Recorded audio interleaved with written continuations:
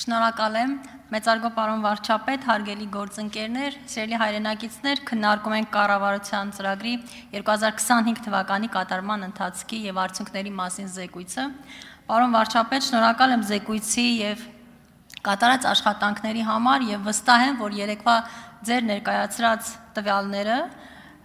դեռ երկար կքննարկվեն, որովհետեւ արդյունքներն իսկապես տպավորիչ են։ Ու նաեւ պատահական չի, որ մեր հանդիմադիր գործընկերների, այսպես ասած, սիրտը չի բռնում այստեղ նստելու եւ լսելու այդ արդյունքների մասին, իսկ այդ արդյունքները, ինչպես երեք նշեցիք, շատ կոնկրետ են, շատ չափելի եւ յուրաքանչյուր ծախսի հետևում կոնկրետ մարդկանց անուն, ազգանուններ կան, որոնց համար իրականացվել են այդ ծրագրերը։ Վերջին շրջանում մեր քննադատները, այդ թվում խորհրդարանական ընդդիմությունը շատ հաճախ մեզ քննադատում է ոչ թե ինչ-որ բան սխալ կամ վատ անելու համար կամ չանելու, այլ անելու, այո, չեք սխալվում որևէ բան անելու, որովհետև այս շրջանը հասկանում եք նախընտրական շրջան է եւ դա դիտարկվում է որպես նախընտրական կաշառք։ Եթե վարչապետը հանդիպումներ է ունենում մարզերում քաղաքացիների հետ, դա նախընտրական քարոզարշավ է, падգամավորներն ակտիվ են, նախընտրական քարոզարշավ է, թոշակները բարձրացնում ենք, նախընտրական քարոզարշավ է, առողջության ապահովագրությունն ենք ներդնում, ասֆալտապատում ենք իրականացնում եւ այլն։ Այնինչ սա մեզ համար սովորական առօրյա է եւ պատահական չէ, որ իհարկե այս կերպ են վերաբերում մեր աշխատանքին, որովհետև բնականաբար կարծում եմ, որ իրենցով են չափում։ Այնինչ քաղաքացին գիտի, որ արդեն վաղուց իր փողոցում ասֆալտ տեսնելու համար ինքը չպիտի սպասի ընտրություններին։ Դպրոց, մանկապարտեզ ունենալու, կրթության համար արժանապատիվ միջավայրում կրթություն ստանալու համար ամենևին թեկնածուների հետ չպիտի հանդիպի եւ այլն։ Երեք մի տվյալ էի փնտրում ճիշտն ասած եւ սկսեցի կարդալ 2019 թվականի կատարողականը եւ այս ուրեմն կատարողականը հետհեղափոխական կառավարության գործունեության առաջին լիարժեք տարվա մասին էր եւ հետաքրքիր էր ու սկսեցի կարդալ։ Այստեղ նշվում է, որ կառավարությունը 2008 թվականից ի վեր ամենաբարձր տնտեսական աճի մակարդակն է ցույց տվել 7.6% եւ որ ամենաբարձրն է ԵԱՏՄ անդամ երկրների, հարևան բոլոր երկրների եւ եվրոպական տարածաշրջանի երկրների համեմատ։ 199.1 միլիարդ դրամով նվազեցվել է հարկ վճարողների հանդեպ նախկինում ձևավորված պարտքը։ Այսինքն տնտեսվարողները պետության մոտ, այսպես ասած, պահ ունեին տված, ավել վճարներ եւ պետությունը, կառավարությունը տասնամյակներ, երևի տասնամյակ շարունակ այդ գումարը չէր վերադարձրել եւ 2019 թվականին այս գումարը այս չափով վերադարձրել ենք տնտեսվարողներին։ Բարձրացվել է զինված ուժերի, զինծառայողների, ուսուցիչների, բարձրագույն ուսումնական հաստատությունների դասախոսների,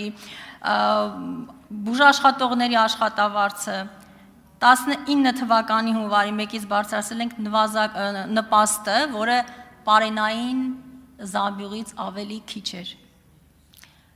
20 թվականին կենսաթոշակն ենք բարձրացրել եւ այլն, եւ այսպես շարունակ։ Ես ինչու եմ խոսում 2019 թվականի մասին, հարգելի հայրենակիցներ, սիրելի գործընկերներ, որովհետեւ սա նախընտրական տարի չէր, հակառակը,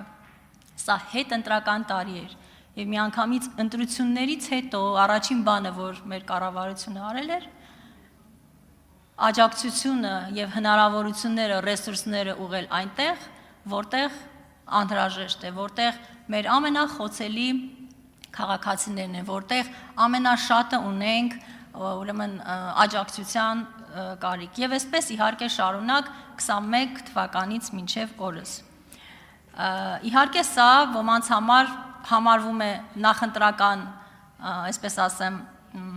գործելակերպ եւ եթե նրանց համար նախընտրականը դա աշխատանքայինն է, ապա այո, մեզ համար յուրաքանչյուր տարի այդ իմաստով նախընտրական է։ Եվ մենք չենք հոգնում աշխատել նույն տեմպով անկախ նրանից, թե ինչ ժամանակաշրջան է եւ այս հարցում մենք միայն մեկ մրցակից ունենք։ Միայն մեկ քաղաքական թիմ կարող է այս հարցում մրցել մեզ հետ։ Եվ այդ քաղաքական թիմը մեր քաղաքական թիմն է, որովհետեւ մենք մրցում ենք ինքներս մեզ հետ ամեն տարի ինքներս մեզ գերազանցելու, ամեն տարի նոր արդյունքներ գրանցելու եւ ամեն տարի ավելի լավ ցուցանիշներ ունենալու համար։ Եվ համոզված եմ, որ հաջորդ կառավարության ծրագրով մենք այն միջոցառումներն ենք մշակելու, որոնք կրկնապատկելու, եռապատկելու, քառապատկելու են մեր արդյունքները։ Եվ ես իհարկե սիրով, պարոն վարչապետ, այդ ծրագրի համար եւս իմ առաջարկները կներկայացնեմ։ Եվ ամփոփելով, սիրելի հայրենակիցներ, ես ուզում եմ պարզապես մի պահ պատկերացնենք։ Եթե մենք Հայաստանի Հանրապետության ամենադժվար, ամենամարտահրավերներով լի, ամենածանր տարիներին այսպիսի արդյունքներ են գրանցել։ Ինչպիսի զարգացում մենք կարող ենք ունենալ մեր հանրապետությունում խաղաղության դարաշրջանի պայմաններում։ Այն խաղաղության, որը բերել է այս կառավարությունը։ Մի պահ պատկերացրեք։ Եվս մեկ անգամ շնորհակալ եմ զեկույցի եւ կատարած աշխատանքի համար։ Եղամ Մանուկյան։